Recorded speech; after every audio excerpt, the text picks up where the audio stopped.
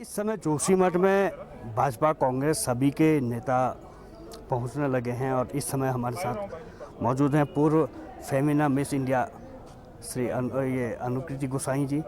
और इस समय वो कांग्रेस नेत्री भी हैं और पूर्व यहाँ के जो हरक सिंह रावत जी हैं उनकी बहू भी हैं। उनसे जानते हैं, उन्होंने यहाँ पे दौरा किया है और वो युवा भी हैं और अपने भी एक एनजीओ आपका उसके माध्यम से भी लोगों की मदद करते हैं। तो जानते हैं उनसे क्या। जी, आप कल पहुँचे थे यहाँ पे, किस तरह से आपने देखा है यहाँ पे, क्या स्थिति इस समय है, लोगों से मिले तो क्या देखने को मिला? देखिए, मैं सोचती हूँ कि आज जोशीमठ जो हमारा ज्योतिर्मठ भी है और पूरी देश और दुनिया में हिंदू धार्मिक आस्था का गढ़ है, आज वाकई जिस त्रासदी से गुजर रहा है, बहुत मैं सोचती हूँ दो पहलू हैं। जब मैं यहाँ नहीं आई थी उससे पहले ऐसा जिस तरीके से दिख रहा था कि मकानों में दरारें हैं और आर्थिक क्षति लोगों को पहुँच रही है, लेकिन यहाँ आने के बाद मुझे ऐसा लगा कि उस आर्थिक क्षति से भी एक जो बहुत महत्वपूर्ण क्षति लोगों को है वो भावनात्मक क्षति है।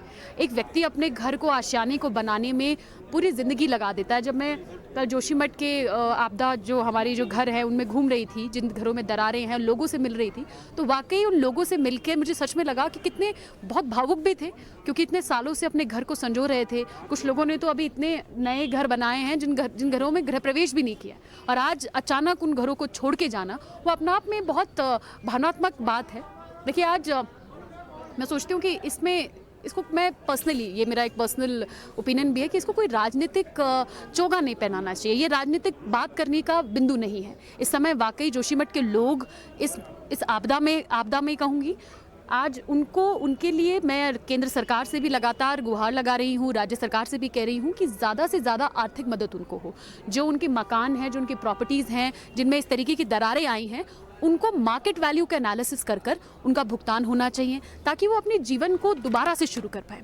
दूसरा जो इम्पॉर्टेंट फैक्टर मैंने यहाँ पे महसूस किया कि जोशीमठ हमारे पहाड़ का वो हिस्सा है जहाँ बहुत सारा यूथ माइग्रेट कर रीमाइग्रेट करके वापस आया है। देखिए, हम हमेशा उत्तराखंड के अंदर एक पहलू पे बहुत बात करते हैं कि पलायन सबसे बड़ा मुद्दा है।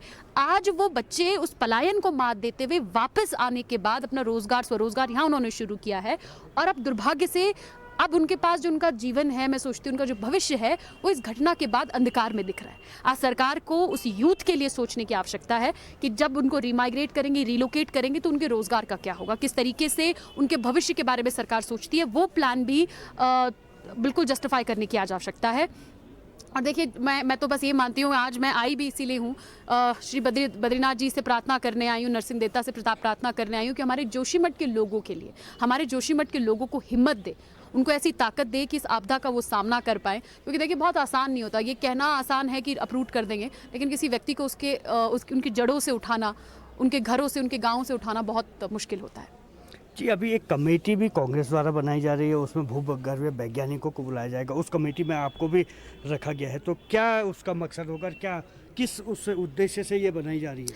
देखिए, मैं सोचती हूँ कि एक अपील हमारे सीनियर लीडर्स ने भी, कांग्रेस ने भी यहाँ पर करी है कि जितना ये काम है उसको इमीडिएटली रोकना चाहिए। चाहे वो एनटीपीसी का प्रोजेक्ट है, चाहे चारधाम यात्रा, ये चारधाम यात्रा के लिए जो ऑल वेदर रोड्स बन रही है, उसके द्वारा जो कटाव पूरी सड़कों पर हो रहा है, उन सारी चीज़ों को अभी स्टॉप करना चाहिए। और इसलिए स्टॉप करना चाहिए क्योंकि उसको प्रॉपरली उसको जियोग्राफिकल सर्वे कराने के बाद, साइंटिस्ट से बात करने के बाद, जब एक प्रॉपर प्रोजेक्ट प्लान बन जाता है, जब एक प्लान बन के आता है और उसमें पूरे रिफॉर्म्स के साथ, पूरे मेजर्स के साथ जब गाइडलाइंस आए, उसके बाद ही उस काम को शुरू करना चाहिए। और मुझे लगता है कि जो कमेटी है वो भी इसीलिए है कि जिसमें मेरे ख्याल से उसमें भूवैज्ञानिक रहेंगे, जियोलॉजिस्ट जो हैं वो रहेंगे, एक्सपर्ट्स रहेंगे, साइंटिस्ट रहेंगे, और वो इन सब चीज़ों की ही जांच करेंगे कि किस तरीके से यहाँ पर जो चीज़ बच सकती है उसको बचाव का काम करें, और आगे जो ये प्रोजेक्ट्स हैं इनको शुरू करना भी चाहिए या इन प्रोजेक्ट्स को रोक देना चाहिए। क्योंकि देखिए, मैं ये बात अंडरस्टैंड करती हूँ कि पहाड़ों में विकास चाहिए, लेकिन लोगों की तबाही के तवज पे नहीं चाहिए। ये बात अंडरस्टैंड करना ज़रूरी है, क्योंकि देखिए, ये कहीं ना कहीं लापरवाही तो है ही कि प्रॉपर जो मेजर्स थे, प्रॉपर गाइडलाइंस थी, अगर उनको फॉलो करके ये सारे काम किए जाते तो मैं सोचती हूँ आज जोशीमठ इस स्थिति में नहीं पहुँचता। उस कमेटी का गठन भी इसीलिए है, और ये भी देखने के लिए है कि जिस तरीके से सरकार वादे कर रही है, जो प्रॉमिसेस सरकार ने आज जोशीमठ के लोगों से किया है, वो पूरे कर भी रही है, वो धरातल पर भी आ रही है या नहीं आ रही है। जी, आप अभी जोशीमठ का दौरा कर चुके हैं, लगभग आपने शायद सभी जगहों पे देख लिया होगा किस तरह से भूदशा हो रहा है। क्या लगता है इसे देख के, क्या जोशीमठ बचेगा? देखिए, मेरी तो प्रार्थना है कि इस समय जो लोग हैं वो सुरक्षित रहें। आज सबसे बड़ा पहलू ये है कि जोशीमठ के अंदर जो लोग हैं, जो जनता है, यहाँ जो बच्चे हैं, बुजुर्ग हैं, वो सब सुरक्षित रहें। और मैं नरसिंह देवता से प्रार्थना भी कर रही हूँ, श्री बद्री विशाल जी से प्रार्थना भी कर रही हूँ कि हमारे पहाड़ के लोगों को सुरक्षित रखें, जो पहली प्राथमिकता है। दूसरी चीज़, जिस तरीके से मैंने देखा ऊपर, वाकई वो दरारें सिर्फ दरारें नहीं है, ऐसा लग रहा है धरती फटी हुई है। और कहीं ना कहीं मुझे लगता है कि ये अर्थक्वेक के भी संकेत हैं। हो सकता है कि आने वाले समय में यहाँ बड़ा कोई हादसा हो सकता है। और मैं सोचती हूँ कि उसका इंतज़ार नहीं करना चाहिए। आज ये इंतज़ार नहीं करना चाहिए कि कब एक बड़ा हादसा होगा, कब और नुकसान होगा। रिलोकेशन अगर करनी है तो रिलोकेट करने का काम शुरू करना चाहिए। अगर कोई भी जो मेजर्स लेने हैं वो इमीडिएट लेने चाहिए, क्योंकि जिस तरीके की स्थिति दिख रही है, रोज़ कुछ ना कुछ दरारें बढ़ रही हैं। आज 4 घरों में है, कल नीचे वाले हिस्से में है। देखिए, क्योंकि ऊपर से शुरू हो गई है, नीचे भी शुरू हो गई है, तो ऐसा नहीं हो सकता कि कोई हिस्सा बचेगा, कोई हिस्सा नहीं बचेगा। मेरे हिसाब से पूरे जोशीमठ को आपदाग्रस्त क्षेत्र इनको घोषित करना चाहिए, और जो मेजर्स हैं जो जोशीमठ के सभी लोगों के लिए इक्वली लेने चाहिए। जी, हमारे साथ बात करने के लिए धन्यवाद। ये थे हमारे साथ अनुकृति गोसाई जी। क्योंकि इस समय जोशीमठ बचाने की बात की जा रही है, और अब सवाल सिर्फ एक ही रह गया है कि जोशीमठ बचेगा या नहीं। सोशल मीडिया पे सेव जोशीमठ के मैसेजेस हो रहे हैं, और हर तरफ इस समय सेव जोशीमठ बचाने की बात की जा रही है। कमल नयन सिलोड़ी, जोशीमठ, उत्तराखंड तक।